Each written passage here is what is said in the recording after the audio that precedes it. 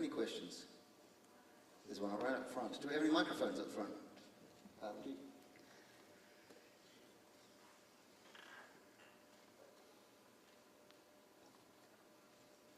It's a question for Vincent. I would like to know about the beginning of the Blogotheque, when I started to post videos, and this transition for when people started to get into it, and if you were like excited, how was the excitement about it? Oh, I'm getting views. Oh, I'm getting like 500 views every day. I'm getting like 1,000 views every day. Did it happen to you? Yeah, of course. Yeah, no, there was a real fascination for numbers, as I was saying. It was really exciting, you know. But my partner on that project was more the guy into that. He would just like tell me that video has been on that blog, you know. And it was about, you know, placing also especially video on Pitchfork or shit like that. And yeah, no, we were really excited, but I really have to, I really don't care. For a while. Because when you start from nothing, as I did, when I started New Music Strategies, it was me and a guy that I worked with reading it. And that was it. It was like 2 people a day reading my website, and one of them was me. And when it started to pick up, you go, other people are reading this? What do they find interesting about this? Because it's like, I used to do radio a long time ago. I used to do a radio show every week. And people would come up to you sort of in the shopping mall after, I really love that song you play. And oh my God, people can hear me. And you kind of forget, there is that, when you're blogging, you forget about the audience, which I think is a good thing. I think you do kind of, you write because you want to say something, not because you need to be loved or you need to be heard. Or at least that's, you know, not the most common. I don't know. Yeah, but you do. You get really like that, but it's not at all. I mean, especially writing on a blog. I have a blog, and it freaks me out now to write on it. I can't anymore. I couldn't write really on it. I would just think too much about people reading, much more than anything else, in fact. See, nobody ever occurs to me. It's really funny. I mean, I've developed a style in response to people's kind of responses to it, but it isn't about that. But I got really sucked into it. So when you start to get, you know, 30,000 people a week reading your website, you go, that's a lot of people. I mean, it's not broadcasting, but it's significant. And actually, if I say something, people hear it, people read it. And it was that made me stop reading it. It was like having the audience in your radio studio. And it kind of felt really restricting, because you do have that kind of anxiety. But as soon as you forget that they're there, I think what you say becomes, I guess, more authentic, or at least more kind of just what's interesting to you. Authentic's kind of a grand word for that. Yeah, but it's really hard for me to forget that are there. It's I don't know, it's at the core of it, they're there. Everybody can watch this. Everybody can. It's not something a bit scary also about that, I would say about that.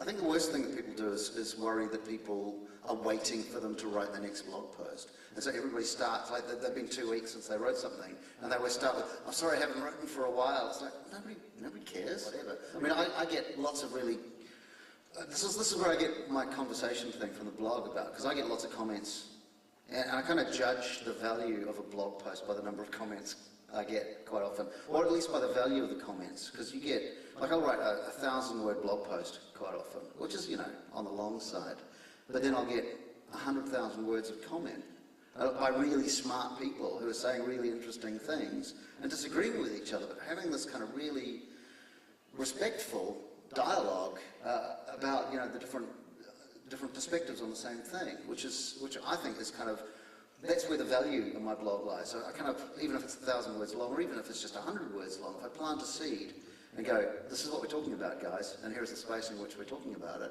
and you get people who go, yeah, I really feel strongly about this, and I've actually really been thinking about this, and this is what I think. That's more important than numbers, I think. Yeah, exactly, but you said it like that. I think about the value of one of my posts by the number of comments. Oh no, by the value of the comments. It's very different, but because the value you cannot, who's going to tell you that it's a good or bad value? Yourself only. That's not like, you know, it's very, very subjective. I think a blog, I feel proud of a blog post that I've written when I'm humbled by the comments. And particularly when I'm wrong, and I quite often am, when somebody will prove to me that what I thought was wrong, and then the dialogue will develop. And to me, that's really valuable, because that kind of develops ideas. It's not just me broadcasting going, here's what I think, here's what I think, here's what I think. It's like, what do we think? Vincent, another question for you here. You said you're a nomad now. You don't have a home anymore. It sounds cool. Yeah, it's funny. Is it different making films now? You don't have your own space than you were doing in the beginning, when you have a city where you knew all the places, where you know all the locations, and starting to shot all around the world, getting to a city you don't know and trying to find the right place to make a movie? Of course. I mean, yeah, of course, it's much more exciting. Yeah. Yeah, I mean, that's like at the core of it, you know, so just the idea of like discovering. Does your filmmaking change in response to the place that you're in? Not just the subject, but your approach. Yeah, I guess so. I don't know, it's hard to say. I couldn't even, I don't know. You have to tell me. You know, I am always like, you know, I'm just like evolving, but how can I judge that? I don't know. Are you purely intuitive? Yeah, extremely intuitive. I improvise all the time, so yeah, really. Actually, I'm sort of like in between, you know, trying to balance that, because I have a lot of like possibility to plan things, but it's good to plan a few things. But the pleasure of making those films is that really the impromptu, the improvisation of it. You never know what's going to happen at some point. That's really, really exciting. To Vincent as well, do you have a curation process for the bands that you choose to film? Do you use the internet, or do you use walking around in the city? I use a lot of stuff, yeah. But I really, really always try to see a band live before. I have to see someone. I have to, yeah. Yeah, no, I research music for 2 months before arriving in Brazil, listening only to Brazilian music, going through making huge list. And each time I would meet someone who would ask, hey, what do you think about this, that? And really, every day yesterday, I had like 3 or 4 meetings where I would just ask people and have different aspects of it. But now, I'm good. Now, you know, I'm staying 2 more weeks in São Paulo, and I know exactly what I want now. But it takes a while. It's exciting. It's like really like journalist work. You're investigating, you're really researching, asking lots of people. And I have my own taste, so you know, I have my own way of feeling those things. Can I ask how involved you are in the web aspect of it? Because you make films, but do you then do all of the uploading and the naming on Vimeo and yeah, I've been helped by people who make my website and stuff like that. And I don't know anything about this, but yeah, I mean, after that, you know, all those technical aspects are really extremely simple, yeah, definitely. And but I don't know anything about techniques in a way. It's technology. It's kind of funny. I know I'm very, very precise on certain things, but there's also other aspects I have no idea it works. I don't want to know. I don't know how to make film. I have no idea. I don't want to know. My idea of putting a bit more fire on the wood in the fireplace was from you as an academic to tell us in Brazil, how do you go about, putting things out there? Vincent he chose his path. He's chosen to get his bag and F off around the world doing nice films, and there's somebody in France worrying about getting some money and hosting the things, and somebody looking after the website. Vincent's website and the Black Cap Sessions are great websites. The Black Cap Sessions, I guess, for music.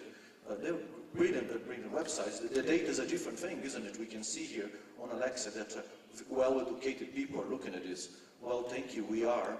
But how do you actually then make some money? So my question again, my idea again to you, and there would be, what advice would you give to a Brazilian musician who's got the internet right here in his hands to get them, let's let him write the money, let's leave the money aside, the so-called value recognition within, on a worldwide presence, i.e. via the internet? My answer would be it depends. And what that would depend on is, what sort of music do you make? What sort of people do you make it for? And what does it sound like? And how do people choose to experience it? And this comes back to that whole customizing that experience for that audience. If I had the answer to online music, I wouldn't have to worry about staying on people's couches. That's We'll be working Music Alley. Oh yeah, I'll be working. Yeah, well they claim to. But there isn't this is the whole point. There isn't an answer. but there is strategy. There are things that you can try, and if they don't work, stop doing them. And this is my whole philosophy with this: is fail early, fail often. Because something will work, something will stick, something will feel right to you. And it is that kind of instinctive, improvisational, you know what, this feels right to me. And the value that you create is you know, as an artist. And I don't call myself an artist. I'm not an artist because I don't do that sort of thing. I write non-fiction about how the world appears to me. But you do advise music, record companies, agents, and managers, and everybody else. You do that, don't you? Yeah, absolutely. I'm a consultant, and I work individually, case by case, and every piece of advice that I've ever given to anybody has been different from every other piece of advice I've given to anybody else. And it is entirely based on what do you do, how do people make meaning from that. I mean, that's the whole story. It's how people make meaning from music. And then you feed that, and then, I mean, okay, I do have a formula. There is a 3-step formula. Okay, this is it will annoy you though. It's a 3-step formula for guaranteed music business success. Step 1, be fucking amazing. Okay, and if you get that bit wrong, nothing else will work. Step 2, let people hear your music and let people share your music. And step 3, give them a way to give you money. And they will do it from gratitude, not because they have to pay in order to hear something, not because... So that's where the value is. The value is in gratitude. When people are thankful for what you've done, they will make sure that you're rewarded for it. But if you get step 1 wrong, it's really hard. That's really sound advice. I just got here 6 months ago. What I've learned in Brazil is that artists, per se, in the industry as a whole, they have a lot of great ideas, and it's a very exciting place to work, and I'm really happy as I'm a Brazilian anyway, just been away for a long time.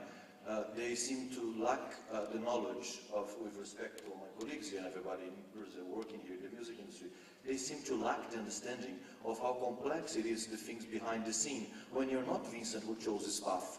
That you do need to pay your rent and you want to have a little kid and you really like Lessing his ideas, but you don't want to go the Creative Commons route.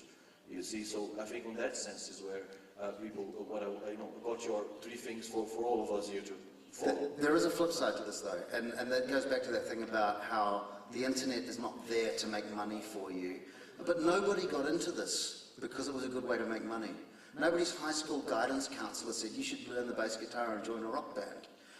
They all said you should go to a bank or you should become a lawyer or a drain digger or something. People do this because it's important to them. People do this because it's meaningful and because they must.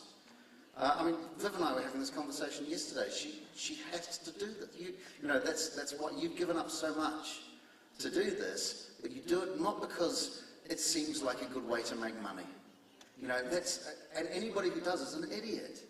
So, but wouldn't it be great if we could find a way to make that meaningful connection that we have with people sustainable? And that's what I'm interested in, is that sustainability, that we can actually feed our families or pay the rent or travel, you know.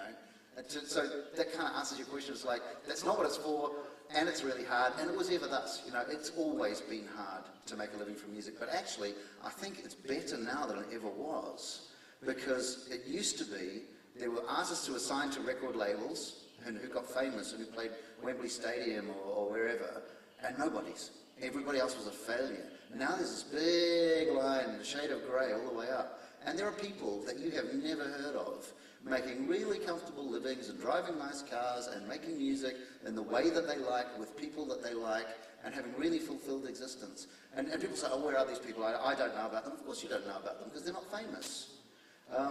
But being famous is the worst way to plan to make money from music, because almost nobody manages it. But there's lots of room in the middle now, and there never was before, and I think that's really exciting. Alguém mais tem alguma questão aí? A gente tem mais 5 minutos.